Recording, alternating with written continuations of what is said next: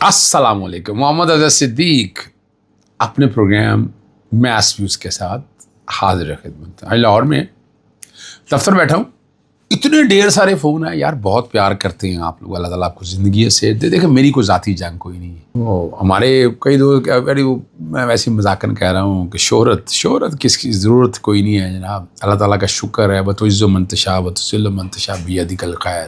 عوامی مسائل میں پیچھے نہیں ہٹوں گا۔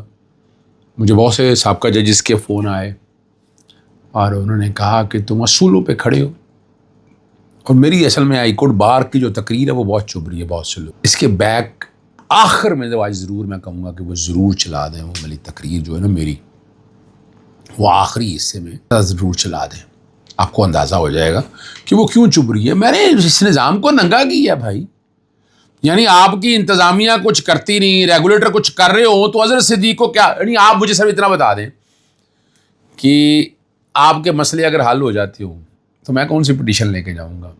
بجلی لوڈ شیڈنگ ہائی کورٹ کی ججمنٹس ہے اس کے اوپر، یار کسی نے نہیں پڑھی تو ایک علیحدہ بات ہے۔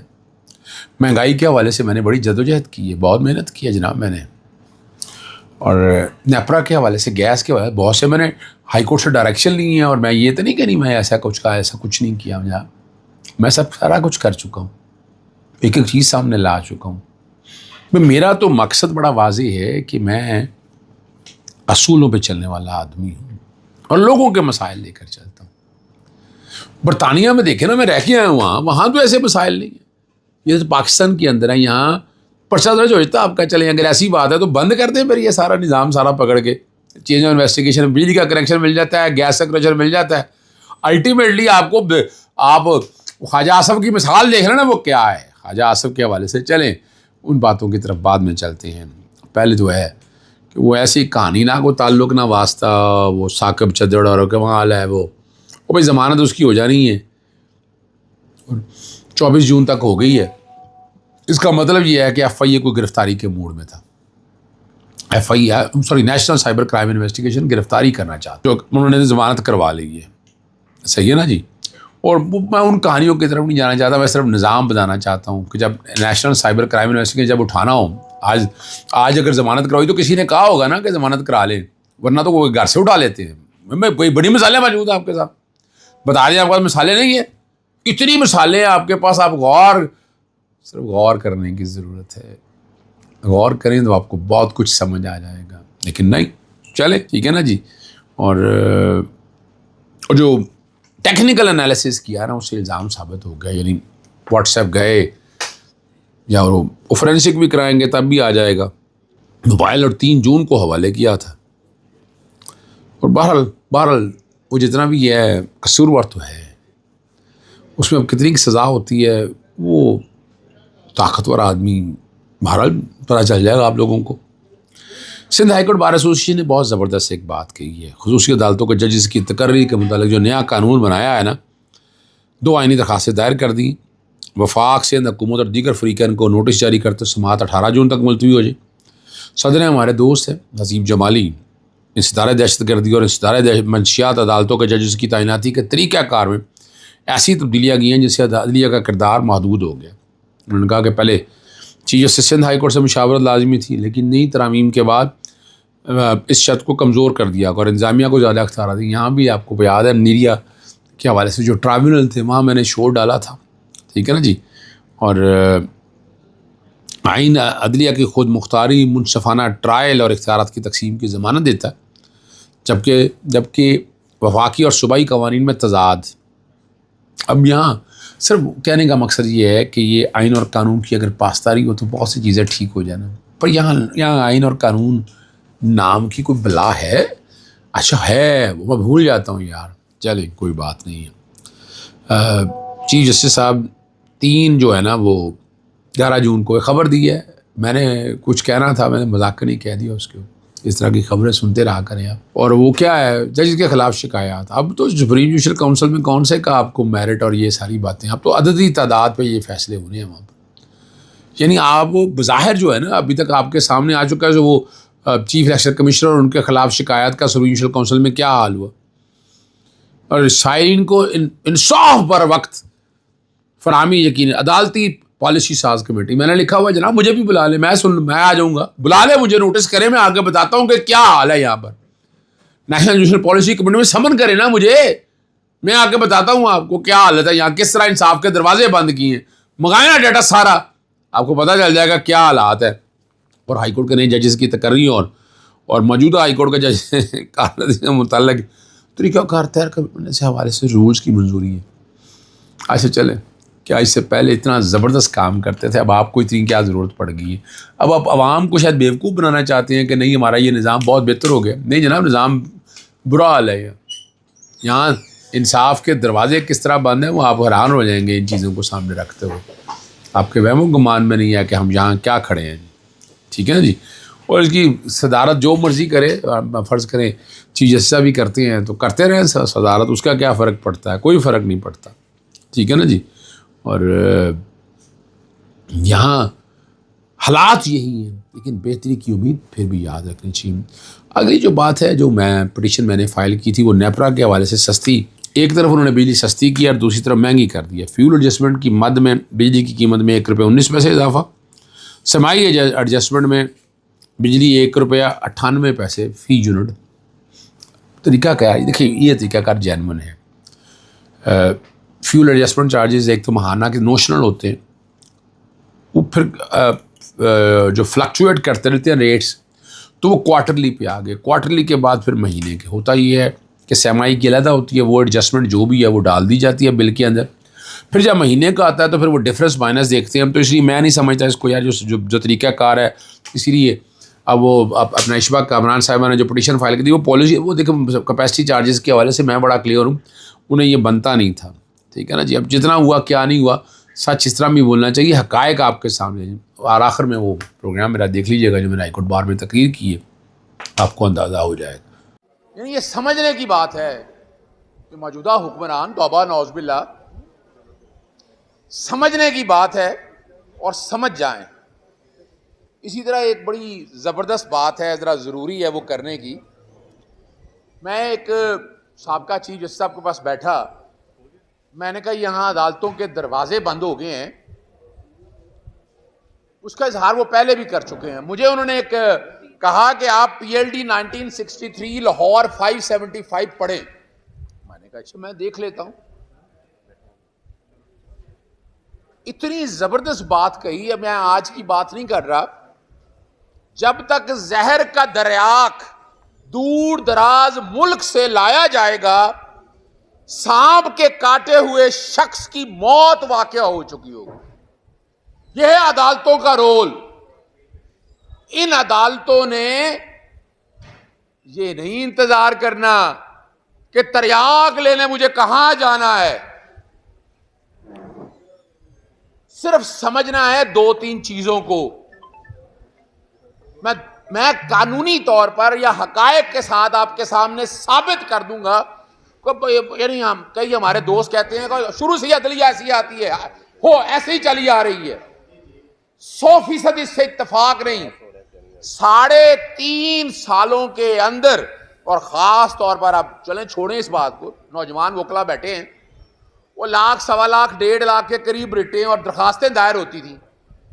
ذرا 2026 کا ڈیٹا پڑھیں آپ, صرف 76,000 کے قریب ہیں. اور آپ حیران رہیں گے اس پہ اعتراضات پتہ کتنے ہیں. چلو کوئی گیس ہی کر لے یار, 1,76,000. دوسرا وہ یہ میں صرف بتا رہا ہوں آپ کے سامنے, وہ کلرک بٹھا دیے کہ جناب اعتراضات, آبجیکشن, وہ فیصلہ کرتے ہیں. اور ہمارے ججز جو ہیں نا, وہ کلرکوں سے معذرت کے ساتھ وہ ایک لفظ لکھتے ہیں آبجیکشن سسٹینڈ. میں نے اس پہ بڑا کہا, میں نے نیشنل جوڈیشل پالیسی کمیٹی کو لکھا, law and justice commission of Pakistan کو لکھا, وہ بھائی ایک یونیفارم پالیسی بنا دو. میں ذرا پہلے آپ کے سامنے بتانا چاہتا ہوں کہ 26ویں 27ویں ترمیم کو اگر رکھ بھی لیا جائے تب بھی اب اس پہ عمل نہیں ہے. ہمیں خواب دکھایا گیا ہمارے بڑوں نے, ہمارے پاکستان بار کونسل میں جناب, وہ اپنا جج صاحب جو ہے نا سپریم کورٹ کے, وہ یار وہ بیچ خود بناتے ہیں. وہ ایک لا بنا, supreme court practice and procedure act, sir وہ شروع میں بیٹھ کے ڈرافٹ کیا, چیلنج کیا, میرے رات پیٹرول گھر پیٹرول بموں سے حملہ ہوا, فائرنگ ہو گئی. اگلے دن کیس لگا تھا, پہنچے وہاں. اچھا وہ آپ کو پتا ہے وہ بن گیا, پھر وہ ایک آئینی عدالت بھی بن گئی, آئینی بینچ بن گیا. وہ آئینی بینچ سفر کرتا ہوا آئینی عدالت میں آ گیا. ذرا کوئی فرق محسوس ہوا آپ نے؟ اب وہاں جنگ چل رہی ہے, سپریم کورٹ کہتی ہے میں بڑی ہوں, آئینی عدالت کہتی ہے میں بڑی ہوں. اب میں یہاں اجازت کے ساتھ ایک بات عرض کرنی ہے. اشتیاق بیٹھا ہوا ہے, غنی صاحب بیٹھے ہوئے ہیں, 2007 لائرز موومنٹ. میں نفرت کرتا تھا شریف الدین پیرزادہ سے. سر میں وہ بڑا بولنا میں نے پر پیار کرتے رہے, سنتے تھے. 2007 میں جب ایم کیو ایم لڑا ہمارا حملہ ہوا تو رات کو ہمارے ایک دوست ہیں, وہ کہتے کسی سے ملانا ہے, میں چلا گیا. آگے شریف الدین پیرزادہ بیٹھے تھے. میں بڑا غصے سے بولا تو کہنے لگے آج بول لو تم جتنا بول سکتے ہو. 15 منٹ میں نے کہا آپ نے آئین کا یہ حال کر دیا, وہ ستیہ ناش کر دیا. سر ذرا الفاظ سنیے گا. مجھے کہنے لگے اظہر میں ایک پیوند کار ہوں, میں آئین میں چھید کرتا ہوں, اس کو درست کرتا ہوں. سر اگلے لفظ میرے رونگٹے کھڑے کر دینے میں جب نہیں ہوں گا تم یاد کرو گے آج کے کون شریف الدین پیرزادہ ہیں, آئین میں کون سے چھید. آج شکل تو دیکھیں, ذرا غور تو کریں اس بات کے اوپر. وہ نہ میں بڑے ادب کے ساتھ, اجازت کے ساتھ نا چیز سمجھنے والی ہے. یہاں دروازے بند ہیں. ایک جج صاحب کو میں نے کہا وہ میں نے دروازہ کھٹکھٹا دی ہے. میں ویسے بتا دوں آپ کو 26ویں 27ویں ترمیم میں نے چیلنج کی ہے. اب ذرا سنیے گا یہ آئین کے جو ہمارے یہاں کرتا دھرتا ہیں. سر اس کا ایک پہلے تو لگی نہیں, اچھا لگی تو لارجر بینچ بن گیا. اچھا لارجر بینچ سنیے گا کہاں سے, 2 ججز بیٹھے ہیں پنڈی بینچ میں. ایک جج یہاں کا, وہ آگے ایک دن بینچ بیٹھ گیا. وہ ٹیکنیکل اعتراضات آپ نے فیڈریشن آف پاکستان یا میں کہ جب بھی درست کر سکتا ہوں. سر وہ آج تک نہیں لگی. یہ 26ویں اب سنیے گا مین وجہ کیا ہے, اور ہم اس پہ بات نہیں کرتے. وہاں تو بنا دیا کہ جناب وہ کمیٹی بنے گی. کبھی چیف جسٹس کے اختیارات دیکھیں. اب تو میں نئی جورسپروڈنس دیکھ رہا ہوں, سنگل جج سے ڈی بی کو لگا دو, ڈی بی سے سنگل کو لگا دو, اس سے اٹھاؤ اس کو اٹھا دو. ذرا غور سے سمجھیے گا. پہلے میں 26ویں 27ویں ترمیم آرٹیکل 202A(7) پڑھ لیجئے گا. انہوں نے کہا کوئی کیس آئینی بینچ کے علاوہ نہیں سنے گا. اب ذرا سمجھیے گا, وہاں آئینی بینچ بن گئے, آئینی عدالتیں بن گئیں. اور یہ دیکھیں جو شریف الدین پیرزادہ باتیں کرتا, یہاں آئینی بینچ کب بنیں گے؟ وہ جب صوبائی اسمبلی 2/3 سے قرارداد پاس کرے گی. اور بڑی مزدار بات بتاؤں آپ کے سامنے. اب آئین میں تو روزانہ اب یہاں آئینی بینچ ہے. سر معذرت کے ساتھ برا نہ منائے میری کسی بات کا. پتہ ہے آئینی بینچ کون ہے؟ وہ میرے کیسز لگتے ہیں نا, میں اس لیے عرض کرتا ہوں. مس جسٹس عالیہ نیلم صاحبہ, مسٹر جسٹس شہباز رضوی صاحب, مسٹر جسٹس شہرام سرور چودھری صاحب, مسٹر جسٹس فاروق حیدر صاحب, اور وہ ایک سول کیسز بھی سنتے ہیں چودھری اقبال صاحب, آج کل مسٹر جسٹس احمد ندیم ارشد صاحب. اور ہمیں دیکھیں نا, یہ عام آدمی کو سمجھنا ضروری ہے. اگر اتنا ہی 26ویں 27ویں ترمیم پہ عمل درآمد کرنا تو کرے نا, دکھائے نا یہاں بیٹھ کر. پھر ایک اور انوکھی بات ہے, اس کو کیسے آپ لوگوں کے لیے دروازے کیسے بند کیے ہیں. وہ ایک گریوینس ریڈیسل کمیٹیاں بن گئی. وہ میں نے پوچھا, میں نے کہا یہ کیا ہوتی ہیں؟ آلٹرنیٹ ریمیڈی کا پرنسپل سارا ختم کر دیا آپ نے, اور وہ میں ابھی آپ کے سامنے پڑا ہے زہر کے تریاق کے حوالے سے. جائیں جا کے دھکے کھائیں, کن کے پاس؟ وہ بیوروکریسی کے پاس. سازش سمجھیے گا, سازش. ہر دفعہ عدالتیں آ کر آڑے آتی تھی. اگر کوئی تالے آزما بھی آتا تھا تو عدالتیں سامنے ہوتی تھیں. اب تو وہ آئینی عدالت بھی ہماری مرضی کی, ہماری آئینی عدالت ہماری مرضی. وہ ججز جس طرح پک اینڈ چوز کیے کہ آپ لوگوں کے سامنے ہیں. دیکھیں پوری قوم کو آپ لوگوں پہ امیدیں ہیں, وکلا پہ. یہ تو ہماری خوش قسمتی ہے کہ بابر مرتضیٰ اور یہ سارے یہاں کھڑے ہیں, اگر آج یہاں کوئی اور ہوتا تو یہ اتنی باتیں بھی نہ ہو سکتی, اتنی گفتگو بھی نہ ہو سکتی. سمجھنا صرف اتنا ہے کہ سر انصاف تو سر, روٹی روزی تو سر ہر ایک کو مل جاتی ہے. جی آپ نے وہ دیکھ لیا. اجازت چاہتا ہوں. السلام علیکم. اللہ حافظ. پاکستان زندہ باد.